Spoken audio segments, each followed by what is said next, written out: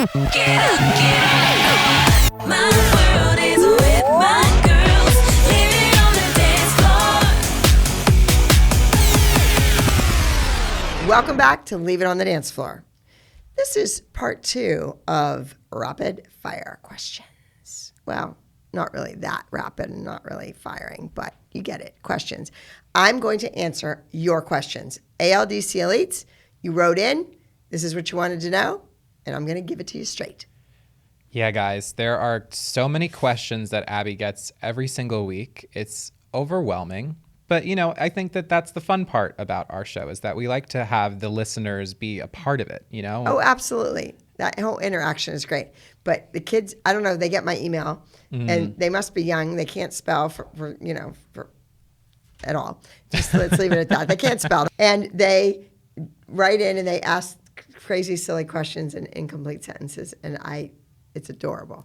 And I think that, the struggle sometimes with doing in-person Q&As is that the kids are sometimes nervous or they say, and then you stop them and then you move on to the next kid. If you say, you have to do 20 push-ups. Not you, the whole room has to do 20 push-ups. And then I kind of tease it along and I say, and they're all going to unfollow you on your social media. They're all going to hate you forever because they had to do these push-ups. So do not say the word Yes.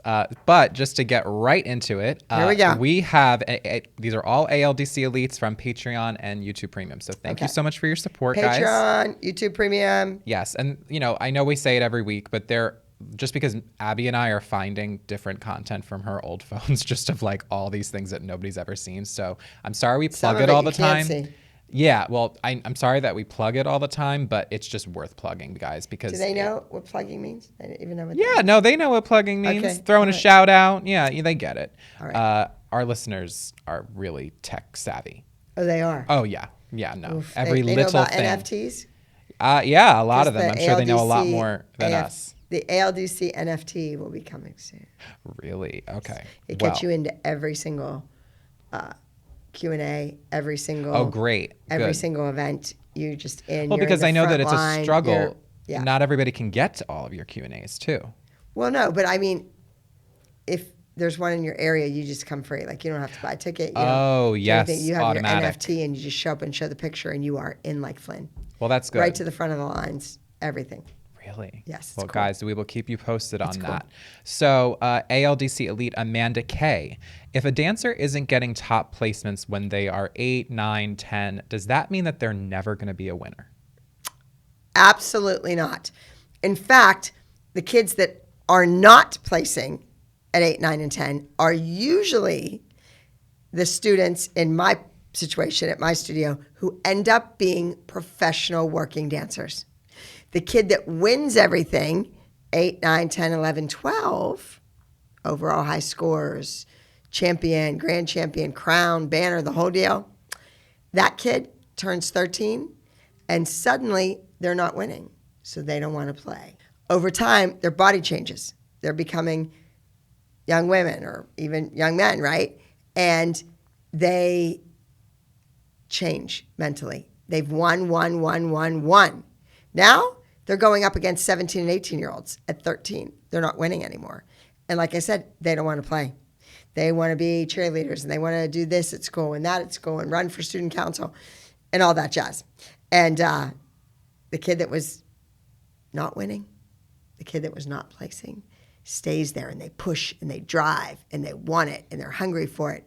And then finally, they're 17 and 18, and the crown goes on the head, the banner goes over the shoulder, the flowers go in the arm. They are the big winner. Yeah, and I just think that people need to realize that you always say that everybody can dance, no matter what level. So, maybe it's not winning a trophy. Maybe it's accomplishing a trick. It doesn't necessarily mean that you're never going to do something if you start later or you're just, learning differently. Because you always say that, the kids on the show, they had to learn to dance in less than a week. Meanwhile, you normally... Less than a week. 2 days. Might go 2 days. And you would have a whole year in normal competitions to do. From August to, let's say, the holidays. Yeah. December. So I just think that, especially from some of our listeners that aren't really, diehard dancers or are scared to get into it, it's not as crazy as Dance Moms. Gianna and Abby said that in a recent episode. But moving on. So Nikita Wheeler, I hope that I said that right. Which dancers from Dance Moms were able to pick up the choreography the quickest, and who was your favorite student to teach on and off the show?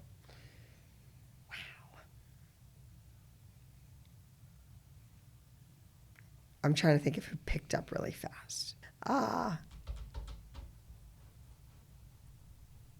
The season 8 kids were better than the other kids, than the original kids, but nobody picked up really, really fast. Unfortunately, the kids that picked up really fast weren't on the show. They had moms that were, sweet and nice and paid their bills on time. So they didn't make good TV. That's a tough question. And then what was the second part? Something about on and off the show? Yeah. Who was your favorite student to teach on and off the show? Obviously somebody from the cast. Right. They always say Maddie. But she was pleasant to teach. She was wonderful. She loved being at the studio. It was her home away from home. She absolutely adored the staff. It was a place, that TV show that was on forever called Cheers? Mm-hmm. In the song, it's where everybody knows your name. You want to go to a place where everybody knows your name. And that was the dance studio for Maddie. And she picked up quick as well. She had good musicality. Her ear was good. She was a tapper, so they can pick up the counts well, yes. But as far as a really great picker-upper, we call it choreography comprehension, nobody on the show. My other kids at my studio were much better at that. Some kids, it doesn't come naturally. When you see something that you can mimic it and do it and look great doing it, that's a tough thing. Just like kids can read a book, open the page and read a chapter and they know it. They can take a test immediately on it. Other kids have to read it over and over again. They need to get a tutor. They need to highlight, with the highlighter what the important sentences are and still don't get an A on the test. So kids learn differently. But then she asked about something else. So the question was, which dancers from Dance Moms were able to pick up the choreography the quickest? That. None.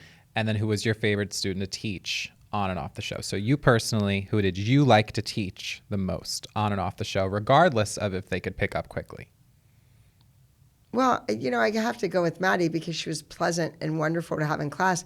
But I enjoyed working with Nia because she was fun. Mm-hmm. It was silly.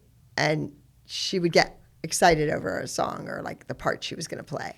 And we've been talking about How to Get Away with Murder, her solo, for like a couple episodes, and we'll get to that episode eventually, guys. But I think that especially with Nia, as she got older, you really, at least from a viewer standpoint, it looked like you really enjoyed working with her. Like the solos for her became more mature. Well, yeah, every dancer, as they grow up, they get more mature pieces to work on. However, I'm talking about when she was little. Yeah. When she was young and her mother was never there. That's when I enjoyed working with Nia. No moms allowed, as you always say, right? Right. Okay. And then off the camera, oh God, Mark Myers, my student Mark, super, just brilliantly talented young man. Hopefully we'll get him on the show at some point too. Maybe. So Ariana Murphy, can we get the full version of Maddie's Season 2 Nationals solo? Well, guys, we will have to keep digging through Abby's phone to see that. We might have that. I'm pretty sure we have that. I mean... What was it?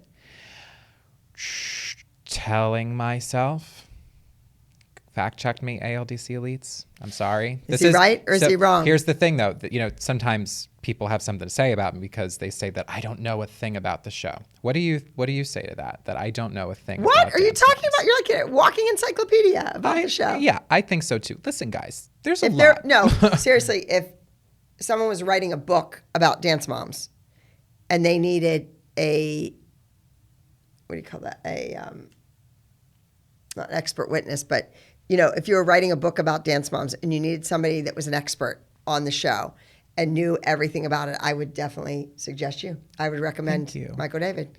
Well, I mean, there's been plenty of people. If TV is your last name, you pretty much know stuff about TV. Am I right? Hell yeah. But TV could be my last name too. It's a lot. Yeah, it could be a lot of people's. Challenge me on a Brady Bunch episode. Go ahead, because I'm going to win that. Well, I mean, when Marsha broke her nose, that was just... Marsha. All you ALDC elites, young kids. Remember Jan with the glasses? Yes. And she would walk and that hair would swing. Yes. Ugh, The Hawaii episode, the best one. Tarantula. Yes, the tarantula in the bed.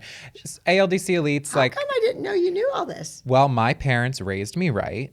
And I watched Brady Bunch. I watched Golden Girls. I watched The Nanny. I watched Roseanne. I watched all of them, you know? And obviously I keep in the know, but enough about me. Nobody cares about my... They weren't on when the Brady Bunch was on, though. Yeah, they grew up with the Brady Bunch. They did. Yeah, my parents. The Brady Bunch wasn't like on right after the Golden Girls or anything. No, it wasn't that same timeline. No, it was before. Yes. Oh, way Crazy. before. Yeah. Anyway, the point is, kids, culture yourselves. You know? Watch TV. Yes, no more TikTok only. Watch more TV. But, sit in front of that TV. Don't go out and play. Yeah, but Ariana Murphy, this question might actually be easier to answer for us. We are looking for Maddie's solo, though. We'll get back to you on that. Okay. Ariana also asked, can we talk about Leslie and why she was so adamant about getting her daughter on the team? Payton. Leslie is a tough cookie. Tough. She came to my studio. Her daughters danced at a studio that was good. The teacher's name was Sherry, and she wasn't really into the competition. She was a good businesswoman. She wanted to make money. And she had a big school, meaning lots of students. And her older sister, Taylor, went there, and so did Payton. And then my kids were winning everything.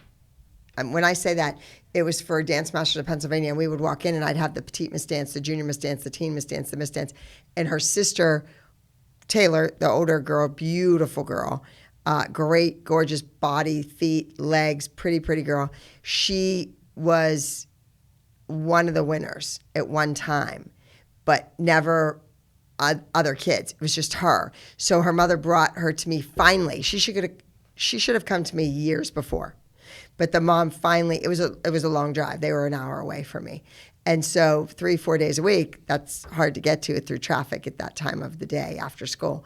And so she brought Taylor with me, and of course Payton had to come along. But she just saw an opportunity, and she went for it. And she was good on the show. She was a little too old for the kids and looked too big next to them. That was my problem. If they were all teenagers and they were all 5'5" and up, Payton would have been fine in the group. She could pick up quick. Yeah, would have hired her. So that's where you left off with Payton and Leslie. Mm-hmm. So my question I've never seen them again. I've never seen them. So my question is, either one of them, would you ever be open to having them on Leave It on the Dance Floor? I honestly think we would have to have security there. Well, I mean... Because Leslie's like a loose cannon. Well, we would do on Zoom, most likely, for something like that. If I could just hit leave meeting. Yeah. Maybe. So, okay. So meeting. stay tuned, ALDC Elites. All right. So moving on. Rebecca Aragon. You've talked about Lily's unaired spider dance. What other unaired dances or other moments do you wish had been aired? I think this is a great question. It's a great question. If I had a great answer... Well, I don't know, kiddo. Yeah, Can we get back to you? Yeah, Rebecca, we'll have to get back to that just because it's hard because obviously I wasn't there, as a lot of you like to remind me. But I can't. What are they talking about? You weren't there. Well, I know, you know how I was saying how sometimes people have an issue that I'm doing this show with you because I wasn't there, right? So. You were in a lot of competitions. I went to a couple ones later on for sure, and then season 8 I was there a lot. So. You were more of a fan of me than a fan of the show and the kids. Yes, right. I was. And then we obviously became friends, but enough about me. Rebecca, we will get back to you on that. That's a good question. And you got those tattoos without me being there. Just saying. Sorry, That would guys. not have happened on my watch. It's okay. They're not bad. It's like putting bumper stickers on a Bentley. But anyway, Rebecca, we will get back to you. Cooper Alassi, when will you be coming to Australia? I have been pitching a show in Australia since the pandemic, during the pandemic. It's an amazing competition show. And Australia's the right place because the dance studios are large, meaning size-wise. So you could film, you could shoot in the studios.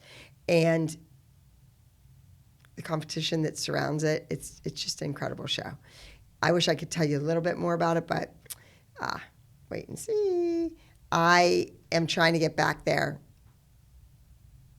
It's a long place to go, and I need to go to Melbourne, Sydney, maybe Perth or the Gold Coast, and then I want to hit Adelaide as well, and then I have to go to New Zealand because I've never been to New Zealand. So I need an actual month off from work here in the States to get to go there. So I can run to other cities and other places.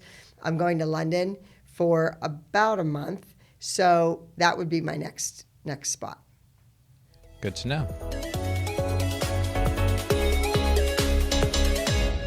Millions of kids go to bed hungry each night in the U.S. So when I found out about a nonprofit that feeds 5,000 underserved children each night named Katerina's Club, headed by Chef Bruno Serrato, I knew I had to help. After all, who knows kids better than me? He launched Katerina's Club when he found out about California's motel kids. These children are so poor that their entire families live in single-room motels with no kitchens, nowhere to cook, no dinner. So food was a rarity for many of these families. He has been feeding kids, 5,000 kids, every single night since 2005. He even mortgaged his home twice to keep the program going. When his restaurant, Anaheim White House, burned to the ground, he found another kitchen that same day to keep feeding kids without interruption. He has served well over 10 million meals. We are looking for any size donations. After all,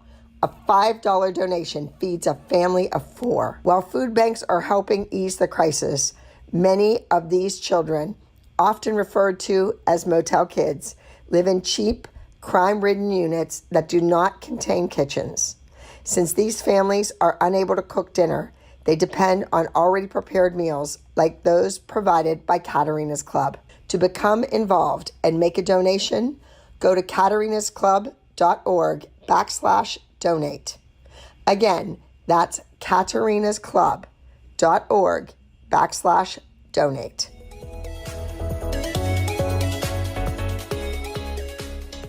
Michaela Swindle. This is a little bit of a long one. Do you ever hope to find peace with the moms and girls if you ever crossed paths again? I don't know if you're a Christian and you believe in God, but I just wondered if you could ever see yourself reconnecting with any of the moms and the girls. Most of the girls have graduated college, and I want to know if you were sad that you weren't at their graduations, having known them since they were little. Also, I love you. Would love to meet you someday. I've always wanted to be a dancer, and I got into some ballet when I was young. I'm 23 years old now with a 2-year-old. What advice would you give to somebody as old as me who would still love to learn how to dance? It's a little bit of a loaded question. Wow, there's a lot of things. Yes. But let's go backwards. Yes. So starting at the end of that, you're 23, you have a 2-year-old, and you want to take dance. Sweetheart, it's kind of over. You have a child now. That's who needs to be in dance class. So find a mommy and me class, take your little one, and you get to dance too. And then at the studio, check out and see if they have any adult classes. Even adult ballet, lyrical, contemporary adult class, maybe college students take it. They just do it for exercise and for fun, and maybe they danced all their lives and they're in college for something else and they want to keep dancing. You can definitely find a class out there for you. But now, it's all about your little one. So make sure is it safe if it's a girl or a boy? Just with the 2-year-old. Okay. So boys, doesn't matter. They should dance too. They should learn to respect the art and enjoy watching it and spatial awareness. I mean, all those things. So boy or girl, go to a mommy and me class. 2-year-old is perfect. And then find out what else is there for adults.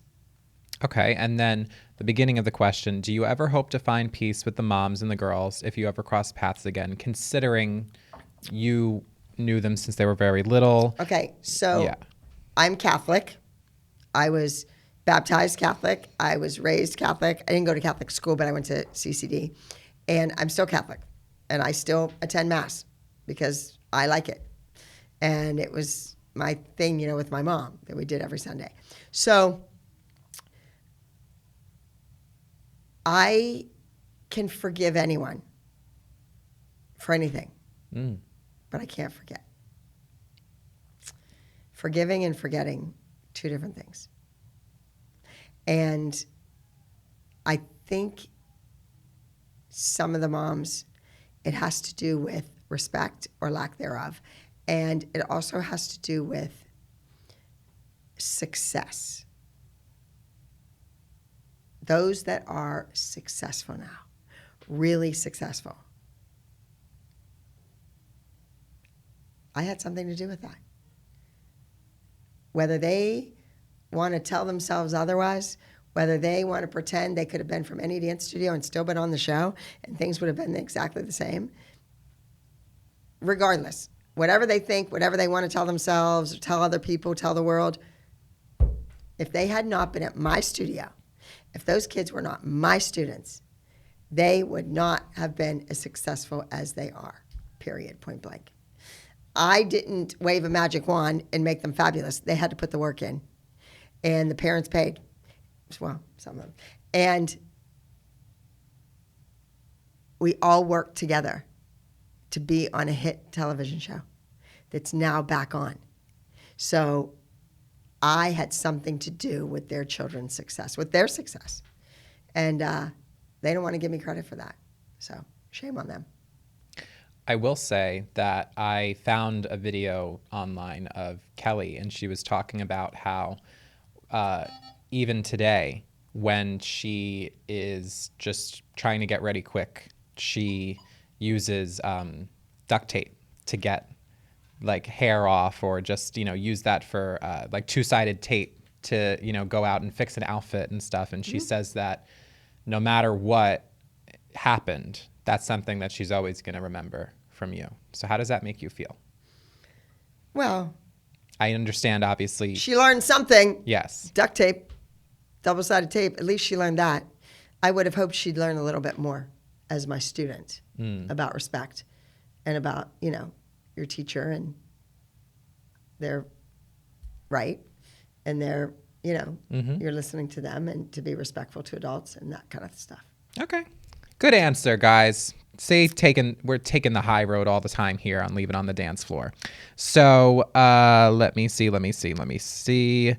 Vince asked, did you buy any official competition footage for the dances performed for the early seasons, and do you still have any? I would love to see Where Have All the Children Gone at Star Power the first time they performed it, with the wide camera shot instead of the horrible cut-up angles Lifetime gave us, or even some unaired dances in general, we never got to see in full form of competitions. Well, all of you who have been listening know that we've already been posting a lot of full unaired, well, not unaired, but unedited dances. Happiness is on there. We just had Rachel Sage on, so she performed Happiness, and we showed you that. Blush and Bashful. There's a lot of different group dances and solos and duets that are on Patreon and YouTube right now. But Abby, what about those professionally recorded things like competitions? Okay, what they're talking about is when you go to a dance competition, they have a videographer there, and the videographer tapes the whole competition, 3 days, all day long, and then they sell them to you. So the teacher, or sometimes the teacher gets it in their packet. You get a full video of all your numbers. You don't get everybody else's numbers, but you get your numbers. They didn't give us those. And I asked many times. Really? Many, many times I wanted them. Yes, I don't know if there's archives that we could probably go back to. And if you had the date, the time, the place, they could look it up and find the Well, routine. speaking of Where Have All the Children Gone, we just found pictures of the original Where Have All the Children Gone, with little Brooke as the young child. And was there a swing at that one? Was there a swing in it? Like a actual swing that a kid was on? Oh, I thought you meant another kid that swung. No, sorry. Okay. I had to differentiate. Yeah. No, there was no swing. No, There were shopping okay. carts. Interesting. Okay, Shopping well. carts. Because it takes place in a shopping mall. Yes. Where Have All the Children Gone? Yeah, in the shopping cart, and the kid disappears. Very cool. So that's what it was about. And then I wanted to do it on the show, so we reached out to that guy. I'm trying to think who reached out to him. I don't know, somebody on my phone reached out to the author, the lyricist, the musician that wrote the music for Where Have All the Children Gone? And they gave us permission. They just said, yeah, go ahead, use it. Great. Okay. Because that was such a big advertisement for them. Oh, yeah. Well, I think that is a good place to leave it, at least for this week. I know it was a shorter one. Leave it on the dance floor. Yes, we did. but We left it. We did. Hey, we talked about Payton. Yes. You got the real deal. And we'll see. Maybe Payton will be on. Maybe Leslie will be on. I think that there's already been some not surprising guests, but we definitely are. A lot of people are listening. So I think it's nice to see where it goes. Yeah. And I mean, we've definitely seen some feedback. Some of our episodes go a really long time. So we are planning to split them up into multiple parts. That way, if, Abby's traveling for a week, you'll still have something. And then also just throwing these little Q&As in every now and again. I think it's just good to have some shorter ones for you guys. Yes, and keep those questions coming. Yes, submit them on Patreon. Although one I couldn't even answer. I don't even know about the solos. We'll find I know. it. Yeah, we have to look, and there's just a lot of stuff that's been unaired. 632 numbers were aired. I think it was 638. 638 were aired. So what about the ones? All the ones that weren't aired? Yeah, that's actually we might be at 700. And there's more on Abby's Ultimate Dance Competition too. Oh yeah, no, we didn't even account for those. And yeah, there's still numbers that we did. Also, write in whether it's on Patreon, YouTube, just Instagram at Leave It on the Dance Floor podcast. Let us know what episodes, what moments, what guests you maybe would like to see. You guys are part of the show too, so we want to make sure that we're definitely listening to you guys. Inclusive. Yes. Always inclusive here. Always. Keep listening. And all you ALDC elites out there, straighten your legs, point your feet, and all that jazz. ALDC elites, thank you so very much for listening. Be sure to subscribe and give Leave It on the Dance Floor a 5-star review on Apple Podcasts, Spotify, Google Podcasts, or wherever you get your podcasts. If you want to watch each week and see exclusive behind-the-scenes content like my never-seen-before pictures and videos from the competitions, some even taken from the wings, classes at the ALDC studio in Pittsburgh, or even our iconic dance concerts, head over to Patreon or become a member on YouTube Premium, linked in the show notes each week. See you on the flip side.